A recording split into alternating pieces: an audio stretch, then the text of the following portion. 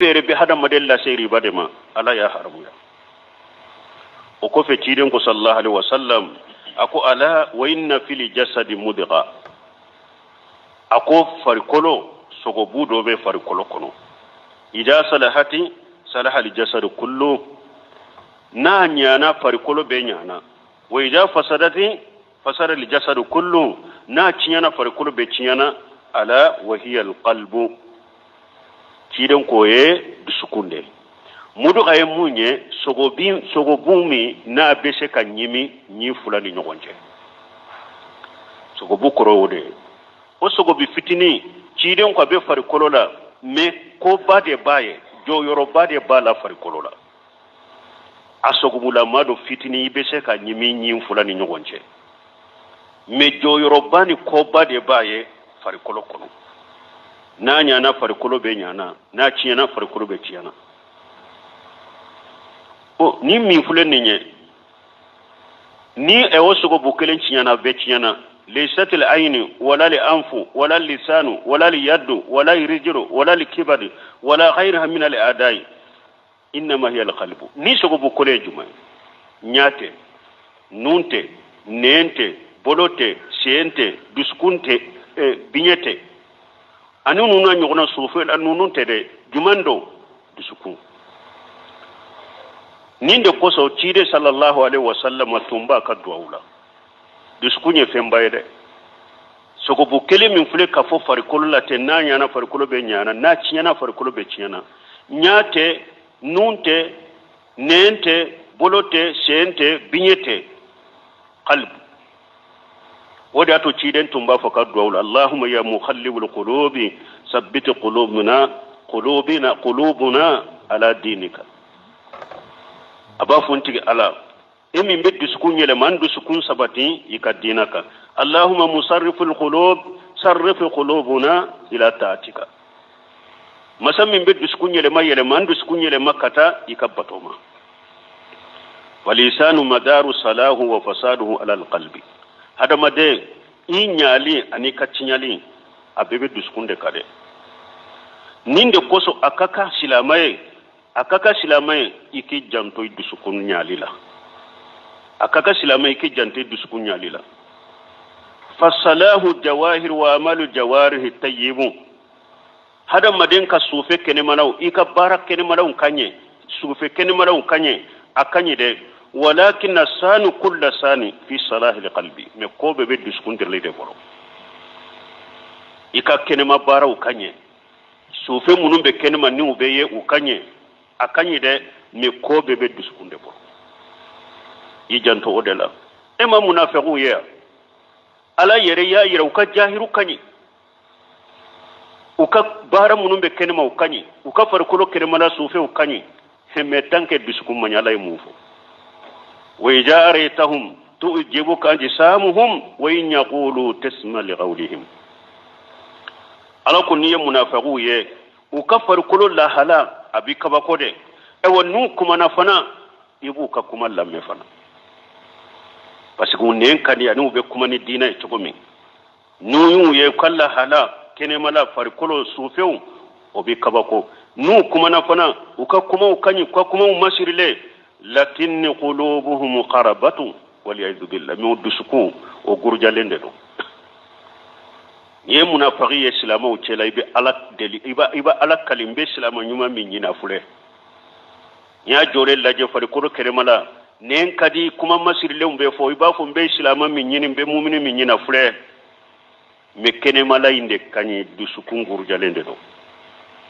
wada to ala ko ka annahum qusbun musannada akonu yu farikolo kene mala yebe kaba ko nu kuma na buka kuma lame me kono na dusukun kono na abe komi ewa niye iri sembe kogola laysa fihi khair basur heresite dusukun kono fa anta atani bi salahil qalbi ijeja iki kaddu sukundila unzuru ila qalbika hal fihi shay'un min ashrik iddu sukun kolo shallaje yala mushriki ya balawa hal fihi shay'un min karahati ma anjala Allah iddu sukun kolo shi yala alaq ye min jigi tendo ko ni ya bi iddu sukun kono ala ye min jigi ba هل فيه شيء من كراهة عباد الله الصالحين يدسكون كنترول كروشين يالا على كجنيما كجويا بيدسكون كنوا هل فيه شيء من الميل للكفار يالا كجنة كتكافروا ما كميل كتكافروا ودوبي دسكون كنوا هل فيه شيء من موالة الكفار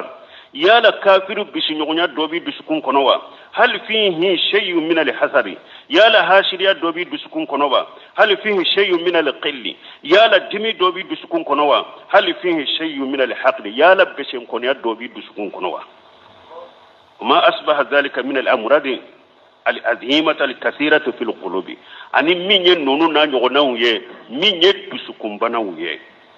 يرى كنترولي يدسكون كنترولي ni nunun dola kilembi dusukun kono fatahhir qalbaka min haja waslawhu yidusukun seniya kabo nunun ma iki dusukun dila fa inal madaru alayhi ikado kobe be munun dusukun deka afala ya'lam idha busira ma fil qubur wa husila ma fi sudur inna rabbahum bihim yawma jalla khabir ni yawmal qiyamah donde bali mo jiya kono hada madew awmbe barake ni hada maden ka kenema kode ika kenemala jinya ko be boli ika ni ka kenemala de ika jahiru de me lagara ko be boli kono na de ka jinya kono ante foyi mina hada madena ni ka jahiru te inne ye min fo ambi mina node ika ke wala ye min ke jinya kono anya ye kenema duran bi mina node me yomali khiyama lagara ala be hada maden mina ni dusukunde alako eta dowa afala ya'lamu yala yima dowa ijabu sira ma fil qubur munum be kaburu kono nulu bora kenema wa husila ma fi suduri nimbe dusukun kono obila la keneka inna rabbahum bihim yawma jilla khabir gawunti bi ala debu do wakati aya were kono ala ko yawma tubula sharairu ako yawmal khama don gundo na few odo be bo keneka de undona fe ube keneka limaniya min be mu nye mu'mini de ika mu'miniya qiyama do abe bo keneka min nye munafiki de ika munafiqiya be bange qiyama keneka ninde koso hadama de balimake awa ika dusuku adila la takrahu shari'at Allah kana alaka shari'a ko wala takrahu ibadallahi salihina kana alaka jonyuma ko لا تكره أي شيء مما أنزل الله عليه فين فنجي كناكو فإن كراهتك لشيء مما نزل الله كفر بالله تعالى parce que عليه فين فنجي de ko akake de ko sariya de ne dusku nyo ko ye kafira de ni alay yalika bi annahum karihum ma anzala Allah fa habata amalahum hadama denki jantu yere la de silama chaman fule alaka tauhidi foli amandai kiden ka sunna salim foli amandaye ka salafu salihu tabulo fo amandaye ni be ni la halada alaye min jige ode bake kafo kiden ye min fo akasari ala ode bake kafo o digira ela o konembe edu sukunna ibe salli mo no fe be so ibe islamiya baroko me ye kafiri de o ki jantu yere la dusukunye femba de iye salli wala kodro ikafira ka bwaro chena mo ya ka bombo sibila chiden ka sunna kama sariya kama iyo ko bila lo control ikera kafiriya muso ya ka hijabu ta ka kafar kolbe sutura iyo na to ye doro yo ko ninja na to fule ikafira re bora islamiya ko molong ya ka fini tige kabila la ka bakuru fula ko fe yo doro dogoni kursi donna iteta kileti do shinya keleba iyo ko dusukun kono o ikafira le ne ka bodina ko adama denki janto yerela alaka dina min fule ni nye kanako alaka jonyumo kanako tinyatigun kanako kana mili dusukun kono kata kafiru kanuma kana miri dusukun kono kata kafiru jenyogonyama mbalimo ni mbe dusukun bana